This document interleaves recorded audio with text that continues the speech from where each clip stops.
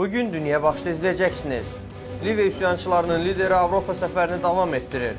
Afrikaya yardım məqsədi ilə konferans keçirilir. Apple şirkətinin baş direktoru istefa verib. Dünyaya Baxışda gündəlik xəbərləri sizə təqdim edirik. Amerikanın səsi, Washington. Liviya Milli Keçid Şurasının rəhbəri Liviyanın milyarlarla dollar dəyərində dondurulmuş vəsaitlərinə çıxışı təmin etmək üçün Avropa ölkələrinə səfərini davam etdirir.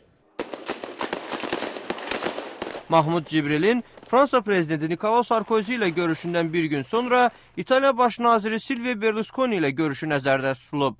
Fransada ikən cənab Cibril deyib ki, Liviyada yenidən qurma uğrunda daha geniş və qızğın mübarizə hələ başlamayıb. O, Fransa hökumətindən Liviyanın dondurulmuş vəsaitlərinə çıxışı mümkün qədər tez açmağı xahiş edərək, bu böhranın Avropa ölkələri ilə strateji əməkdaşlığa başlanğıc olduğuna ümid etdiyini bildirib.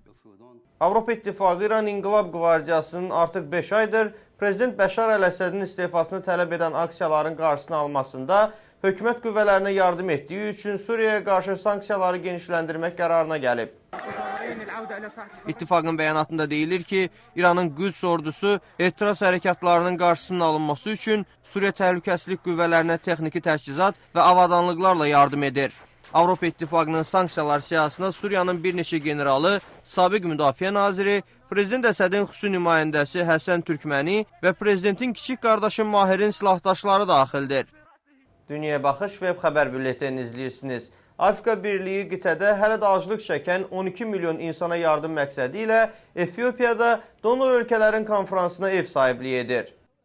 Bugün paytaxt Əddis Əbəbədə keçiriləcək konferansda onlarla Afrika ölkəsi liderlərinin toplanacağı gözlənilir. Bu görüş əvvəlcə avqust ayının əvvəlinə təyin edilmişdi və rəsmilər yığıncağın tarixi barədə ortaq qərara gəlmədikləri üçün bugünə keçirildi. 500 milyon dollar söz verən Afrika Birliyinə 54 üzv ölkə yardımı gecikdirdiklərinə görə tənqidlərlə üzləşir. BMT-nin yüksək rütbəli rəsmləri konferansda yardımın 600 milyona qaldırılacağı qərarına gəlinəcəyinə ümid etdiklərini deyiblər. Əhalinin sıx olduğu ABŞ-ın şərq sahillərində rəsmlər İran qasırğası səbəbilə məşhur çimərliklərdən insanları evakasiya etməyə başlayıb.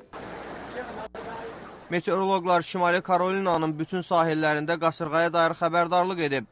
Hazırda küləyinin sürəti saatda 185 kilometrə çatan İran qasırğası artıq Baham adalarının təsirinə məruz qoyub.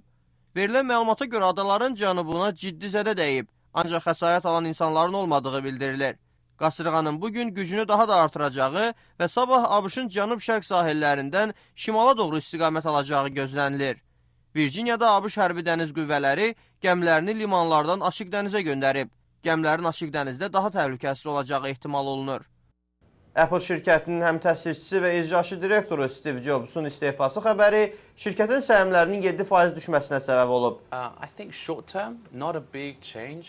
Dünən Jobs Apple şirkətinin idarə heyətinə və Apple icmasına bildirib ki, o artıq tutduğu vəzifənin öhdəsindən gəlmək iqtidarında deyil.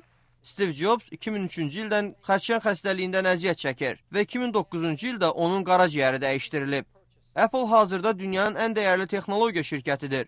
Şirkətin bəxti siyasətini personal kompüterlərdən çox iPhone və iPad kimi yeni növ texnologiyalar üzərində qurmasından sonra gətirib. Dünyaya Baxışda son yenilikləri izlədiniz. Sizinlə mən Emil Quliyev idim. Etibarlı xəbərləri bizdə www.amerikanınsəsi.org-da izləyin. Sabah eyni ünvanda görüşənədək.